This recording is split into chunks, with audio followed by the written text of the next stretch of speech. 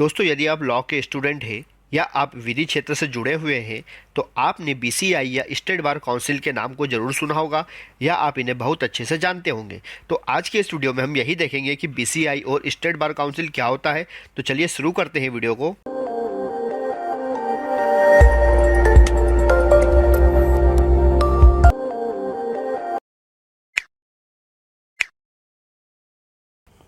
दोस्तों, देश में विधि से जुड़े विषयों की बात होती है तो बार काउंसिल ऑफ इंडिया का नाम सबसे पहले लिया जाता है। बार काउंसिल ऑफ इंडिया, जिसे हम बीसीआई या भारतीय विधिक परिषद के नाम से भी जानते हैं। दोस्तों, बीसीआई एक व्यावसायिक संस्था है जो देश में विधिक व्यवसाय या विधिक शिक्षा का नियमन करती है। दोस्तों, बीसीआई का गठन अधिवक्ता अधिनियम 1961 की धारा 4 के अंतर्गत किया गया है। जैसा कि हम जानते हैं कि बार काउंसिल ऑफ इंडिया का मुख्यालय नई दिल्ली में स्थित है। तो चलिए अब हम देखते हैं कि बीसीआई का कार्य क्या होता है। तो दोस्तों, बीसीआई विधिक क्षेत्र से जुड़े लोगों के लिए पेशेवर आचरण और अनुशासन से संबंधित मानक स्थापित करती है। जी हाँ दोस्तों, हमारी जो बीसीआई है वह विधि क्षेत्र से जुड़े लोगों का आचरण और अनुशासन कैसा होगा यह तय करती है। दोस्तों, इसके अलावा विधिक शिक्षा और उससे जुड़े शैक्षणिक संस्थाओं को मान्यता देने का कार्य भी हमारी बीसीआई करती है। चलिए अब हम जल्दी से बीसीआई के इतिहास को जान लेते हैं। दोस्तों, मार्च 1953 में अखिल भारतीय बार समिति ने एक रिपोर्ट तैयार की थी।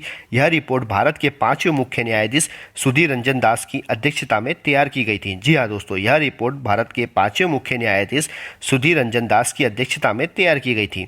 दोस्तों, इस रिपोर्ट में पूरे देश के लिए एक अखिल भारतीय बार काउंसिल यानी कि ऑल इंडिया बार काउंसिल बनाने की अनुशंसा की गई थी और उसके साथ ही प्रत्येक राज्य के लिए अपनी अलग अलग बार काउंसिल बनाने की अनुशंसा भी इस रिपोर्ट में की गई थी।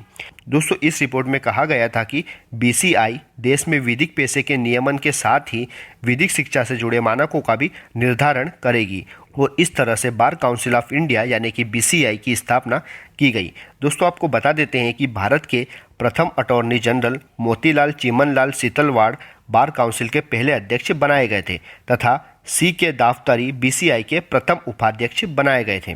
तो चलिए अब हम स्टेट बार काउंसिल यानी कि राज्य विधिक परिषद को समझते हैं।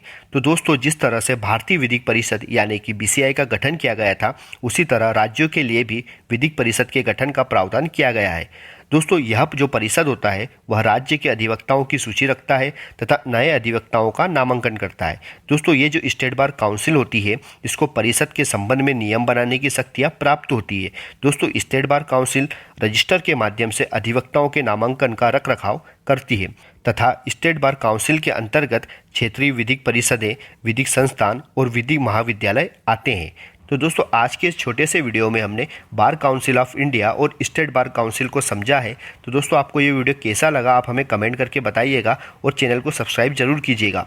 Thank you friends.